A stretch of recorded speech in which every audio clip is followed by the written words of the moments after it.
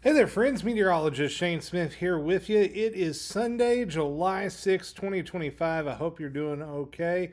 Been a few days since I dropped a video update. Wanted to give you a little bit of a refresh on what's going on and get you caught up. So, we've seen a decent stretch of weather across much of the bluegrass. However, a few scattered storms popped up today, and we're going to see more in the way of storms popping up over the next couple of days. And that's thanks in part to an area of low pressure and cold front off to our northwest. That is going to continue to dive on down into the Ohio Valley as we go early into this week, and then it's going to stall out. You notice how it's starting to become a stationary front back across portions of Missouri and Kansas. Well, it's going to drop into the Ohio Valley. It's going to stall out there too. And that is going to set the stage for several chances of precipitation throughout the week. That should also keep the extreme heat down.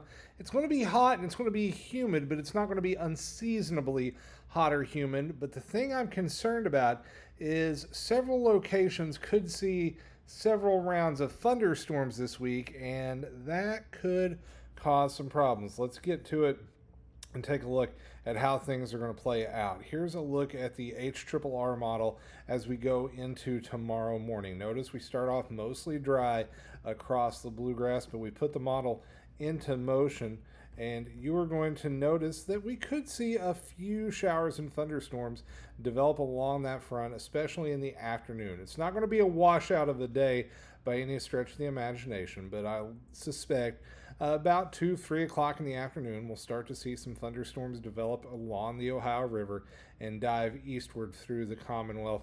And then we could see a few more storms pop up during the day on Tuesday, especially Tuesday evening. Now, these storms, as of right now, don't look too terribly impressive as far as how much rain they could drop, at least overall. We take a look at the HRRR model, and you're going to notice there is not a ton of widespread rain, but notice some of those pockets might start getting up around the 2 to 3 inch mark. And we're going to start getting sciencey here for just a second and talk about something that has me slightly concerned. This is a skew-T diagram. This is kind of breaking down the model data at all levels of the atmosphere, and there's some index values on here I want to draw your attention to, especially down here, this one that says PW. That is precipitable water. Precipitable water is a really kind of interesting idea. It is if you were to take all the moisture in the atmosphere in a given column and wring it out in one time, how much rain would drop in about an hour. And our precipitable water values tomorrow are going to be 2 to 2.25 inches. Now that's slightly concerning because when you start seeing precipitable water values over 2 inches, if you start seeing slow moving thunderstorms with that high of a precipitable water value, or you get areas that are hit round after round after round after round with those kind of thunderstorms that can produce heavy rain, that can be a red flag for some flash flooding. And that is something I am concerned about as we go throughout this week. That is because a lot of these thunderstorms that are going to develop are going to have a lot of moisture to work with, hence the high precipitable water values. Let's go to the European model, kind of take a look at the overall pattern for the week. This is Monday, once again showing that first chance of storms in the afternoon. We'll likely see more storms develop Tuesday afternoon along that frontal boundary. And notice as we go into Wednesday, more storms fire up. Thursday, more storms fire up.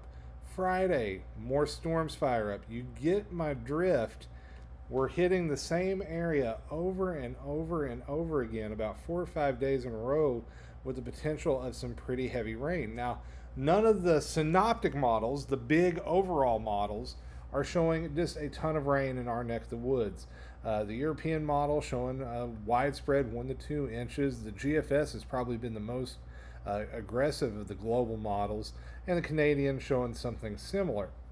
But my concern is with those individual cells popping up and going really slow over and over and over again over the same areas. I think that could lead to some high water issues, especially later this week. And I know everybody's going to be very on guard for flash flooding after what just happened down in Texas. That was kind of a worst case scenario, 10 inches of rain in the middle of the night. That sound familiar? We had that happen in Eastern Kentucky 3 years ago. I'm not going to say that is going to happen this week in Eastern Kentucky again, but I do want to put us on guard for the potential, hey, this could be a setup that could drop a lot of rain in a short amount of time. That's something we want to watch closely. If you don't have a weather radio, Prime Day is coming up. Get one. Make sure it can receive alert tones. Those little Midland weather radios, one of the best investments you can make, because if a flash flood warning or a flash flood emergency is issued in your area, you can program it to go off just for your county. That could let you know, hey, it's time to get to higher ground. And this may be one of those situations where you want to be able to get warnings in the middle of the night and not have to rely on just waking up because it's storming. Now, the overall forecast is looking very typical summer as far as temperatures go. We should be in the mid to upper 80s. Well, we're going to be that way until about Wednesday. That's when that front should start dripping low enough to the south. Then we're going to probably be mid to low 80s for highs Wednesday, Thursday, Friday. But then as soon as it comes back to the north, we're back to the upper 80s. And the pattern just kind of looks like we're going to be stuck in this right on this boundary for at least the next week or two. So that is something we're going to have to keep a close eye on, just for the potential of that heavy rain. This is not the kind of setup you want to see with those high of precipitable water values. That can lead to some trouble. So that's something we're going to watch really closely as we go throughout the next week or so. So that's all I've got for now. Thank you so much for stopping by. Whether you're watching on Facebook or on YouTube, please be sure to follow me on all the social media channels. I am meteorologist Shane Smith on Facebook. Be sure to click that follow button, turn on notifications. I'm S. Smith Weather over on YouTube, on X, and on Instagram. I post updates over there. And let me know how I can better serve you guys. If there's a kind of video you would like to see, a topic you want me to talk about, or if you want me to do like more short form videos, I'd be happy to do those. So just let me know how I can better serve y'all and bring you the weather forecast for here in central and eastern Kentucky. Okay, that's going to do it for tonight. Thank you so very much. Be safe, take care, stay weather aware, and I'll see y'all next time.